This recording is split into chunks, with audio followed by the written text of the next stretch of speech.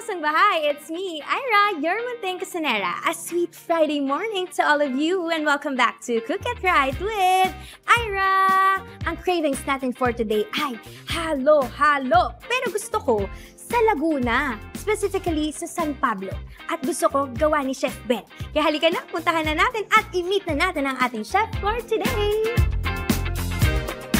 At ngayon, kasama na natin ang owner ng Ben's Halo-Halo Ice Cream and one of the Board of Trustees of the Culinary Arts, Chef Tag Philippines. Walang iba kundi si Chef Ben Pasco! Thank you po, Miss Ira! Welcome po to Cook It Right with Ira, Chef Ben. Bati po muna kayo sa ating mga kasambahay. Hi mga kasambahay, good morning! Nandito po tayo ngayon sa Ben's Halo-Halo Ice Cream. At dahil nga, Chef, halo-halo po ang cravings ko for today. Yes. Ano-ano po ba ang mga best na ino-offer nyo dito sa Ben's Halo-Halo Ice Cream? So sa Ben's Halo-Halo, meron tayong 7 variants, pero ang ipe-present natin ngayon ay yung pinaka-best, which is yung tatlo, yung original halo-halo natin, Original? yung spicy winter halo-halo, at ang ating salty summer halo-halo. Salty summer.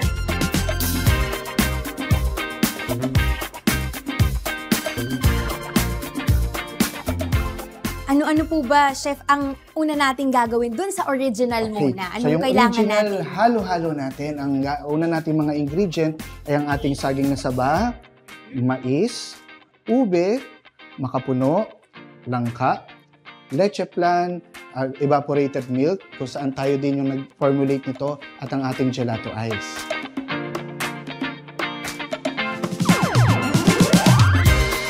Gawin po muna natin yung original po na halo-halo. So gawin na natin siya. Kuha tayo ng baso. Right. Okay po. Una natin gagawin ay kukuha po tayo ng 70 grams ng ating saba. Talagyan natin ng 30 grams ng ating mais.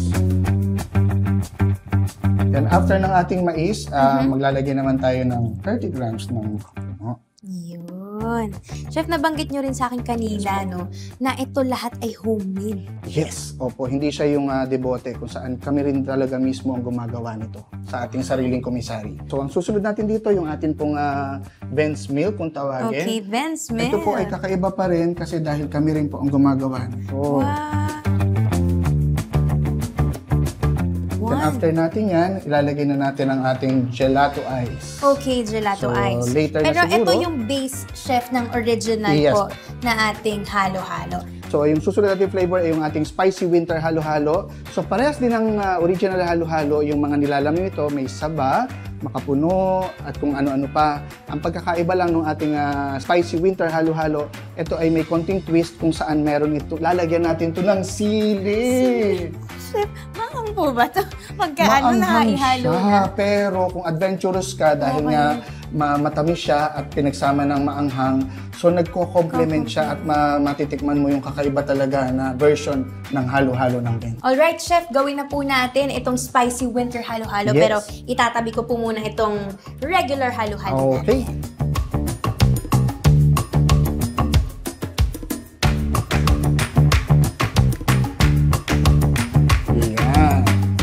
So, yan din po yung base ng ating spicy winter halo. Ito ay po for ang ilalagay garnish. natin for garnish. Okay. Next naman natin, Chef, ay yung salty summer halo-halo. Okay, so itabi muna rin natin ito, Chef. Okay. Ito na po, para sa ating same salty din summer. ang ating original halo-halo. May 70 grams ang saba, ang base.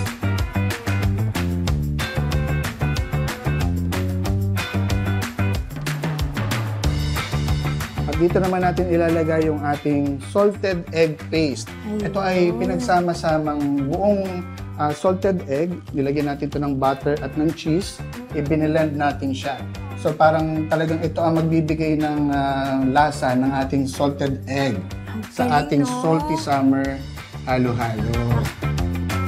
So this one is the regular halo-halo. Yes. This one is the spicy winter. Yes. Yan. And this one is the salty summer.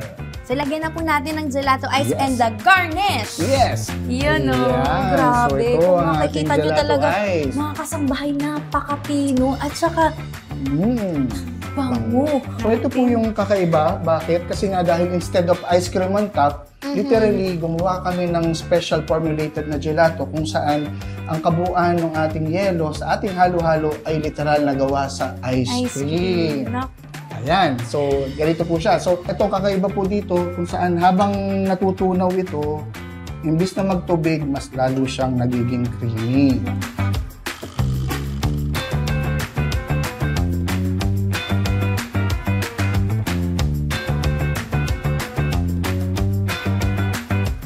Alright, Chef, maglagay na po tayo ng topping. Yes.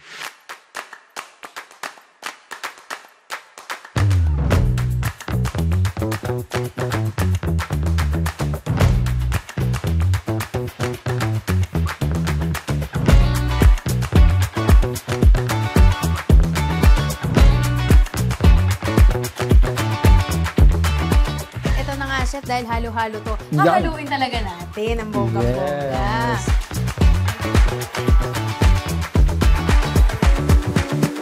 Alright, ito na mga kasangbahay. Wow, napaka-milky niya. Kasi hindi na siya sobrang tamis. Ang galing, ha? Mas lalo na itong ating Next. naman. Ating salty summer halo-halo. Nakakagulat. Parang, ina-expect ko talaga parang maalat sa chef na parang mayroong itlog na maalat talaga na parang pang-ulam ganon. Pero hindi. Para siyang, kung i-explain natin, di ba, may mga salted caramel. Yeah. Ganon lang, kasubtle yung flavor. Pero malalasahan mo na meron pa rin siyang salted egg. Eto na nga. At syempre. Eto na. Ito tayo sa exciting part. Ang spicy winter.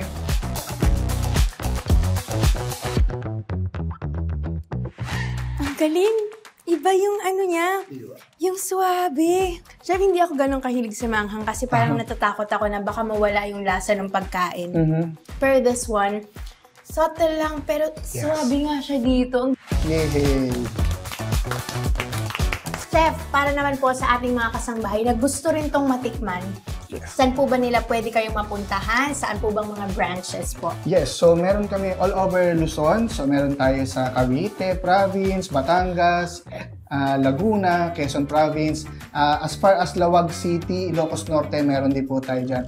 Just click in sa aming mga Facebook page. Just type in Ben's Halo-Halo. So lalabas na pong lahat ng mga branches po namin doon. Salamat po. Chef, baka meron kayong gustong batiin? Yes, binabati ko nga pala syempre ang aking ang aking asawa si Charmaine Pasco, ang aking mga anak si Shemaya Bien, si Savannah Bien at saka si Selena Bien. Yes, syempre binabati ko din ang ating founder, CEO ng ating Chef Tag Philippines, si Chef Vicente Libay, at ang ating mga board of trustees at ang mga board of directors. So marami po kayo, so di ko na may isa-isa. Maraming salamat mga kasumbahay.